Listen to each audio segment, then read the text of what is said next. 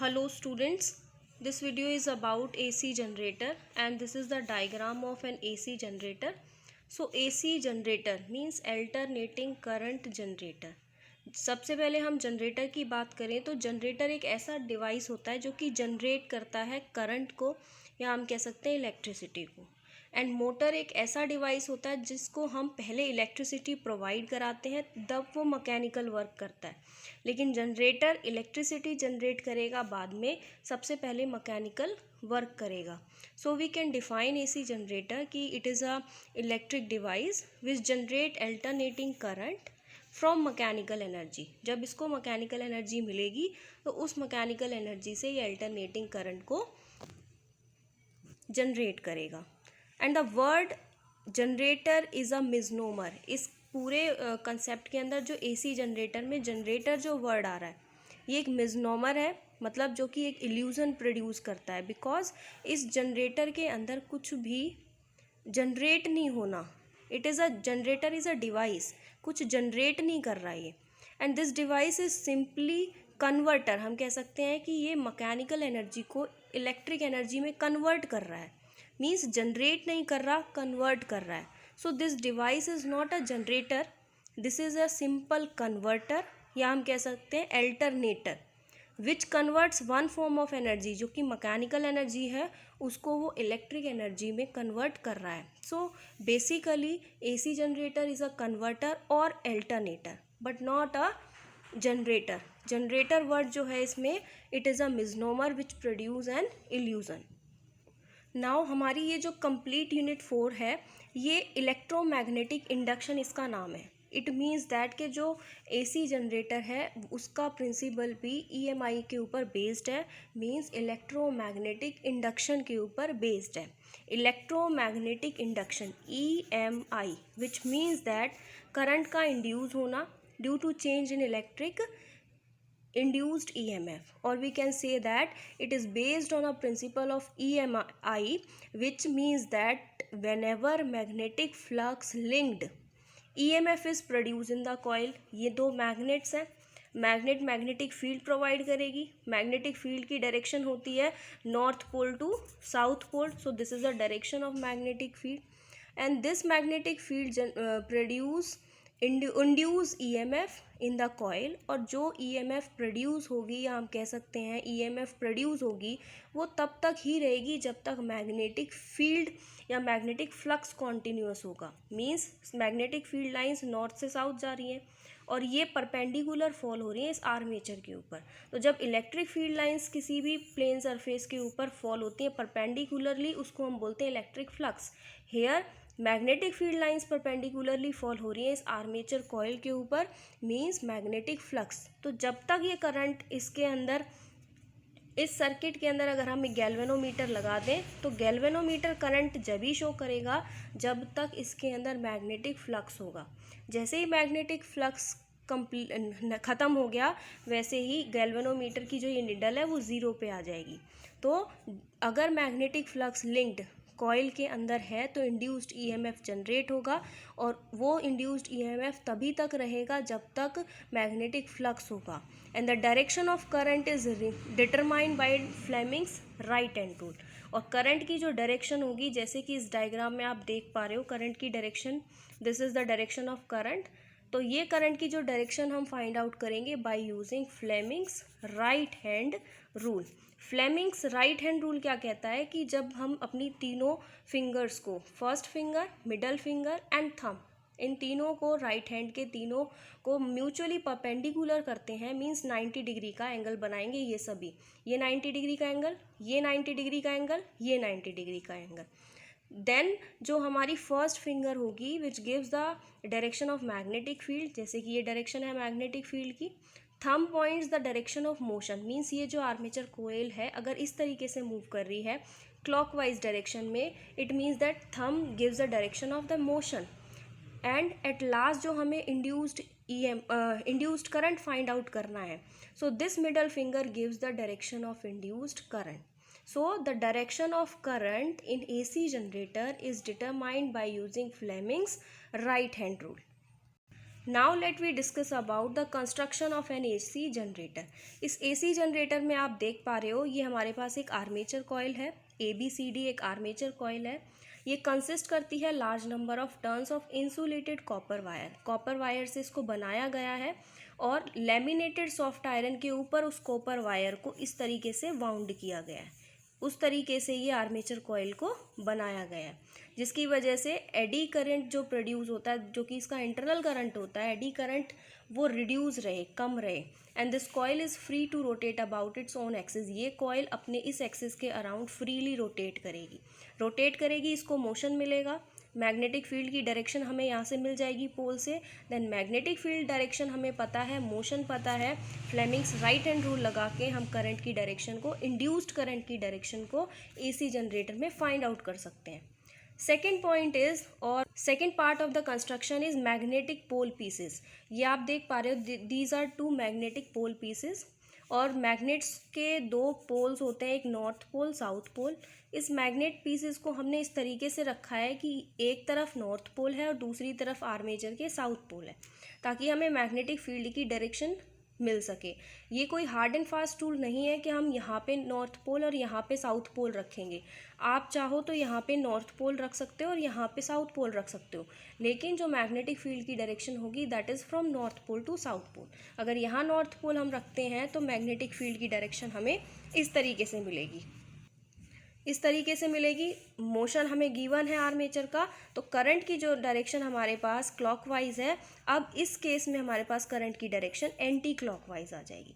सो magnetic pole pieces के बाद है slip rings are 2, these 2 rings are called slip rings, जो कि डिनोट कर रहे हैं हम R1 और R2 से। स्लिप रिंग एक ऐसी रिंग्स होती हैं जो कि सेम मटेरियल से बनाई जाती हैं, मेटेलिक रिंग, और हम कह सकते हैं इनको होलो रिंग होती हैं। And the armature coil is connected to these ring and these coils rotates as the armature coil rotate। जैसे जैसे ये आर्मेचर रोटेट करेगी वैसे वैसे ये कॉइल्स भी रोटेट करेगी। कहीं जब हम मोटर की बात करते हैं तो वहाँ हम स्प्लिट रिंग्स का यूज़ करते हैं, या फिर हम DC जनरेटर की बात करते हैं तब भी हम वहाँ पे स्प्लिट रिंग्स का यूज़ करते हैं। तो स्लिप रिंग और स्प्लिट रिंग में इतना ही डिफरेंस क्या है कि जो स्लिप रिंग होती हैं, स्लिप रिंग रिवर्स कर देती हैं direction of current in the armature coil as well as in the external circuit, जिसकी वजह से हमें करंट की डायरेक्शन एक बार टुवर्ड्स लेफ्ट और एक बार टुवर्ड्स राइट मिलती है, और हम कह सकते हैं ये अल्टरनेटिंग करंट है, मतलब उसका मैग्नीट्यूड चेंज हो रहा है।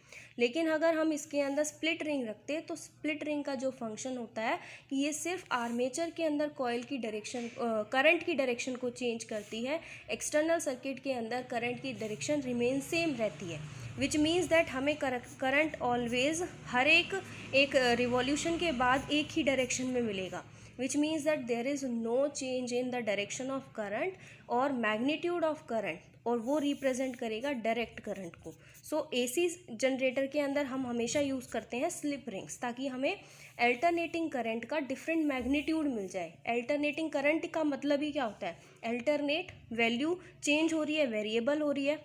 Next to the slip ring is brushes. There are 2 brushes, B1 and B2, and these are metallic carbon rod in light contact with R1 and R2। ये metallic brushes कार्बन रोड्स के बनाए जाते हैं, या फिर हम कह सकते हैं मेटेलिक रोड्स के बनाए जाते हैं। ये R1 R2 रिंग्स के कॉन्टेक्ट में है, and the purpose of brushes is to pass the current in the external circuit R।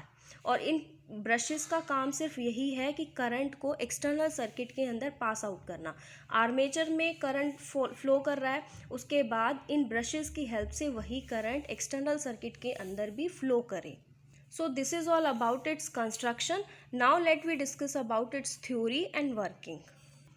So students, about its theory, when the coil rotates, ये हमारे पास आर्मेचर कॉइल है, जब ये कॉइल 2 पोल्स के बीच में रोटेट करेगी, the angle between magnetic field and normal to the plane of coil changes। Means ये जो डायग्राम मैंने इस तरीके से बनाया है, वैसे 3D में ये डायग्राम इस तरीके से होता है। ये कॉइल इस तरीके से रोटेट करती है इस एक्सिस के अराउंड, और ये मैग्नेटिक फील्ड प्रोवाइड करेंगी मैग्नेटिक पोल्स, और जब ये रोटेट करेगा तो ये इस प्लेन के साथ एंगल थीटा बनाता है। So due to change in magnetic flux, क्योंकि magnetic field lines perpendicularly fall होंगी इस प्लेन इस आर्मेचर कॉइल के ऊपर, और मैग्नेटिक फील्ड लाइंस परपेंडिकुलरली जब इस आर्मेचर के ऊपर फॉल होंगी तो हम कह सकते हैं मैग्नेटिक फ्लक्स चेंज होगा। मैग्नेटिक फ्लक्स चेंज होगा तो इंड्यूस्ड ईएमएफ प्रोड्यूस होगा, और इंड्यूस्ड ईएमएफ प्रोड्यूस होने के बाद to start let us consider a coil is held perpendicular to the plane with AB face upward। AB face इसका ऊपर की साइड है और BC फेस और CD फेस हमारे पास डाउनवर्ड साइड है। And according to Fleming's right hand rule जो करंट की डायरेक्शन है वो हम इसके अंदर फाइंड आउट करेंगे। सो इन दिस वे आप देख सकते हो कि नॉर्थ पोल और south pole direction magnetic field की हो गई, north pole to south pole. Axis of rotation हमें गिवन है, ये दो रिंग्स और ब्रशेस के साथ एक्सटर्नल सर्किट भी कनेक्टेड है। तो अगर हमें करंट की डायरेक्शन फाइंड आउट करनी है हम फ्लेमिंग्स राइट हैंड रूल लगाएंगे। According to Fleming's right hand rule first finger gives the magnetic field direction जो कि ये है, thumb indicates the direction of motion of the coil which is inside, means जो हमारे पास ये मिडल फिंगर है which gives the direction of current. तो अगर हम इसके अंदर ये अप्लाई करें तो हमारे पास डायरेक्शन ऑफ करंट क्या आती है, CD फेस में आप देख सकते हो जब मैंने थंब को इनवर्ड रखा है, मैग्नेटिक फील्ड की डायरेक्शन नॉर्थ से साउथ है, तो CD फेस पे इंड्यूस्ड करंट की डायरेक्शन अपवर्ड है। और अगर इस कॉइल के अंदर, इस आर्म के अंदर अपवर्ड डायरेक्शन होगी तो ऑब्वियसली BA के अंदर हमारे पास डाउनवर्ड डायरेक्शन होगी और इस तरीके से हमारे पास करंट फ्लो करेगा आर्मेचर में। लेकिन ब्रशेस का काम क्या है, इसके साथ रिंग्स के साथ कांटेक्ट प्रोवाइड करना, and slip ring helps to change the direction of current in the armature. तो फर्स्टली क्या होगा कि जब करंट आर्मेचर के अंदर क्लॉकवाइज मूव कर रहा है तो एक्सटर्नल सर्किट के अंदर भी करंट क्लॉकवाइज मूव करेगा।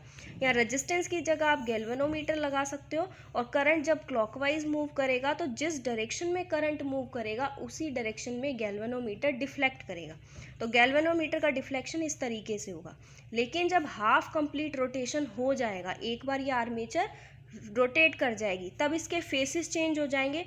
जो B फेस था वो C हो जाएगा, जो C फेस था वो B हो जाएगा, जो A फेस था वो D हो जाएगा, एंड जो D फेस है वो A हो जाएगा। Means this armature reverse again applying Fleming's right hand rule. और जहाँ AB फेस के अंदर करंट की डायरेक्शन डाउनवर्ड थी, अब वहीं AB फेस के अंदर जब हम फ्लेमिंग्स राइट हैंड रूल लगाएंगे करंट की डायरेक्शन अपवर्ड होगी, और CD फेस में करंट की डायरेक्शन डाउनवर्ड होगी।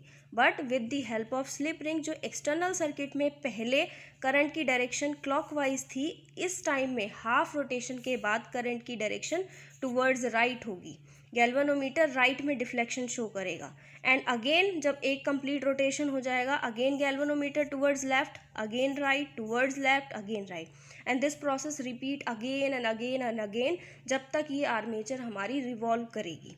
एंड इस तरीके से हम कह सकते हैं कि करंट का मैग्नीट्यूड चेंज हो रहा है alternatively after a fixed interval of time. So this generator is called an AC generator. जैसा कि मैंने अभी बताया कि मैग्नेटिक फील्ड की डायरेक्शन नॉर्थ से साउथ होती है और आर्मेचर को इस तरीके से रखा जाता है, और जब ये armature between the poles rotate करती है which makes an angle theta with this axis. तो हम लेट कर लेते हैं कि n हमारे पास नंबर ऑफ टर्न्स हैं आर्मेचर कॉइल में, क्योंकि आर्मेचर कॉइल एक आयरन पीस के ऊपर कॉपर वायर की वाउंडिंग करके बनाई गई है। तो n is a number of turns in armature coil. A हमारे पास एरिया ऑफ क्रॉस सेक्शन है इस कंप्लीट आर्मेचर कॉइल का। B इज़ मैग्नेटिक फील्ड जो कि हमने अप्लाइड किया है। अगर हमारे पास बड़ी मैग्नेट्स होगी मैग्नेटिक फील्ड ज़्यादा होगा, छोटी मैग्नेट्स प्लेस करोगे मैग्नेटिक फील्ड कम होगा, depends upon the size of the magnets. And theta is the angle made between magnetic field and normal to the plane of the coil. जैसे ही coil rotate कर रही है, ये आर्मेचर कॉइल रोटेट कर रही है, तो कितने एंगल से रोटेट कर रही है, which angle is denoted by theta. So magnetic flux linked with the coil, magnetic flux को phi से डिनोट करते हैं, and phi is equals to NBA cos theta। Direct result use किया गया है। ओमेगा हमारे पास एंगुलर वेलोसिटी होती है, और एंगुलर वेलोसिटी क्या है, velocity is equals to displacement upon में टाइम। तो जब ये आर्मेचर कॉइल रोटेट कर रही है, मतलब थीटा एंगल से ही तो रोटेट कर रही है, तो डिस्प्लेसमेंट कितना हुआ, थीटा, और डिस्प्लेसमेंट अपॉन टाइम को डोनेट कर रहे हैं हम, नोटेट कर रहे हैं टी से, तो थीटा की जो वैल्यू आ गई क्रॉस मल्टीप्लाई करके, दैट इज ओमेगा टी। और इस थीटा की वैल्यू को जब हम इक्वेशन फर्स्ट में रखेंगे तो कॉस थीटा हमारे पास हो जाएगा कॉस ओमेगा टी के बराबर। Omega T is the phase angle, so phi is equals to NBA cos omega t, and according to Faraday's second law of EMI, Faraday का second law क्या कहता है कि इलेक्ट्रोमैग्नेटिक इंडक्शन डायरेक्टली प्रोपोर्शनल है change in magnetic flux के, और ये जो नेगेटिव साइन आता है ये लेंजेस लॉ की वजह से आता है कि करंट की डायरेक्शन को अपोज करता है फ्लक्स। सो फाई की जब हम वैल्यू इस इक्वेशन में रखेंगे हमारे पास होगा minus N B A D by D T cos omega T. इसको इस तरीके से इसलिए पुट किया है क्योंकि N number of turns, magnetic field and area of cross section is behave like the constant. ये कॉन्स्टेंट क्वांटिटीज़ हैं तीनों विद रिस्पेक्ट टू टाइम। सिर्फ टाइम के रिस्पेक्ट में अगर हम किसी का डेरिवेटिव कर सकते हैं तो ओनली कॉस ओमेगा टी का, इसीलिए कॉस ओमेगा टी को डी बाई डी टी के साथ लिखा है। बाकी सारी चीज़ें हमारे पास आउटसाइड हैं क्योंकि ये कांस्टेंट है। जब हम कॉस ओमेगा टी का डिफरेंशिएशन करते हैं तो इसका कॉस ओमेगा टी का डिफरेंशिएशन डायरेक्ट होता है हमारे पास माइनस साइन ओमेगा टी, और ओमेगा टी का डिफरेंशिएशन करेंगे तो D T by omega into D T by D T, तो D T by D T का डिफरेंशिएशन 1 होता है, तो हमारे पास डायरेक्ट रिजल्ट आ जाएगा minus omega sine omega T. और यहाँ पे ये लिखा भी हुआ है माइनस एन बी ए जो कि ऑलरेडी गिवन था इक्वेशन में, इंटू में minus sine omega T into में ओमेगा, नेगेटिव से नेगेटिव साइन कैंसिल आउट हो गया, तो हमारे पास जो बचा that is equals to N B A omega sine omega T. So ये तो था हमारे पास इंड्यूस्ड ईएमएफ जो कि हमने according to Faraday second law से फाइंड आउट किया है।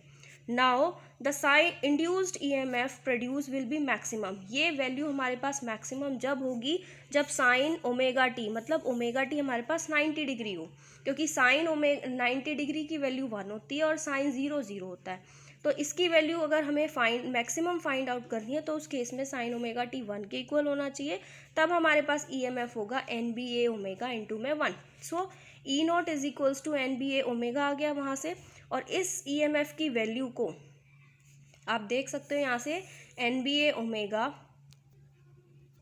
इस इक्वेशन में पुट करोगे, इक्वेशन नंबर 4 के अंदर एन बी ए ओमेगा, क्योंकि मैक्सिमम के लिए हमने ई नॉट से डिनोट कर दिया, तो इस टर्म को हम लिख सकते हैं कंप्लीट को ई नॉट। तो हमारे पास इक्वेशन 4 बन गई E is equals to E not sine omega T, which is equation of alternating EMF, जो कि अल्टरनेटिंग ईएमएफ की इक्वेशन है, क्योंकि I is equals to I not sine omega T होता था हमारे पास अल्टरनेटिंग करंट की equation, E is equals to E not sine omega T होता था जो कि अल्टरनेटिंग ईएमएफ की इक्वेशन है।